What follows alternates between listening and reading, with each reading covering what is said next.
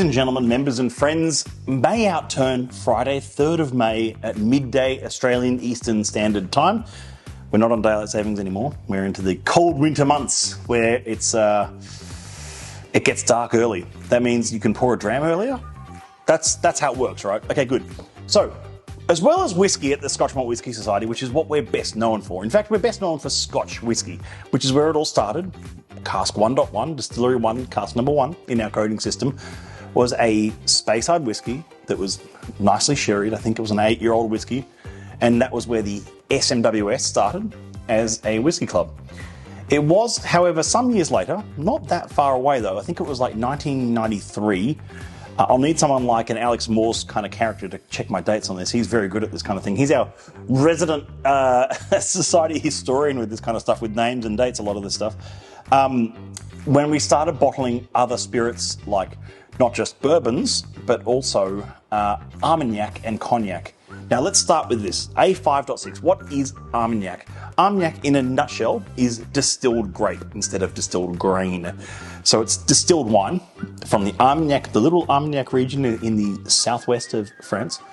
And it is usually, Armagnac is a single distilled spirit rather than double distilled. But that's not being entirely, it doesn't tell the whole picture, because the way the stills work in Armagnac versus whiskey are quite different. Cognac is more of a sort of brother to whiskey, whereas I'd call Armagnac a cousin to whiskey, if that makes sense. It's a little bit further removed from what you see with like cognac production, which is typically pot stills that are double pot still distilled wine, Ugna Blanc grape usually, or Colombard, or a mixture of different grape types. However, in Armagnac, it's more of Armagnac's like a cousin to whiskey, and that's why I like to call Armagnac, and this is not my phrase, I've heard it elsewhere over the years, a malternative. So a tasty malternative, which is actually the theme for May's virtual tasting as well, where you can taste, I think it's 5 different malternatives within the what we bottle at the society. So our focus isn't just whiskey, our focus is flavour, and has always been. It's always been what can we bottle, what spirits can we bottle that we find really interesting flavours in, that we go. It's also unusual to bottle as well, because I remember the story from Kai, our spirits director, about when we first bottled a cognac at the society, of which he was on the team at the time, and he said that him going and asking for, at cognac producers in France, can we get some single-cask cognac? They would sort of they'd say, okay, well, we'll blend it with these casks and these casks, and we'll create you a batch of cognac. And he'd say, no, I want single-cask cognac. And that was unheard of, like truly unusual. And I think at Armagnac producers would be the same. So even just seeing single-cask Armagnac is unusual, because really no one else does that. I've never seen any other single-cask Armagnacs on the market. Look, maybe there've been a few here and there, but they would be the exception, not the rule. So, A5.6. We've had a few A5s before, A5.2 and .3, I think, which were, or maybe it was just the A5.2, which was something, had a name like Chewy Bubblegum and something, which I loved. I loved the A5. Straight away, I do get that sort of pink Hubba Bubba note. I get like this lovely sort of sweet bubble gum, like childhood sort of Hubba Bubba straps sort of thing. Does everyone remember those? Do you remember the Hubba Bubbas that came in a tape? A Hubba Bubba tape?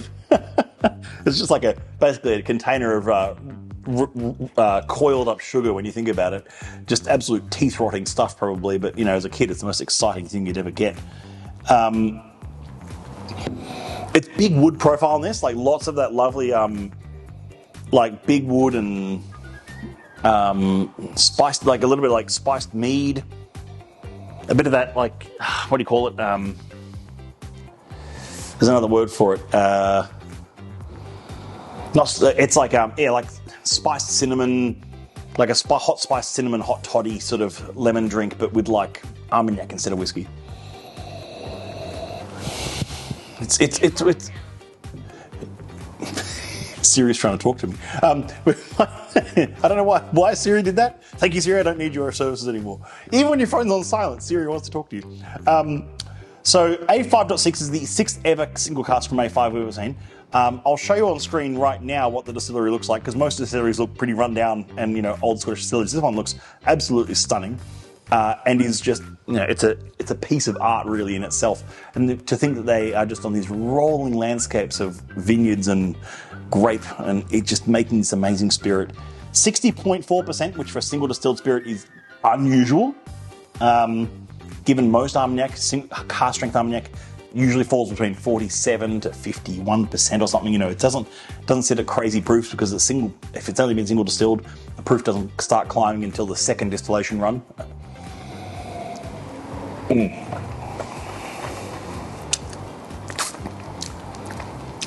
It's hugely balanced and just vibrant, long-aged single cask Armagnac. Like I said, to get that lovely old spiced mead, a bit of rancio, a bit of old wine cellar. It's just lovely. It's available on Friday, the 3rd of May. I've talked too long already. But along with the full Outturn, this is available for members of the Scotch Malt Whisky Society.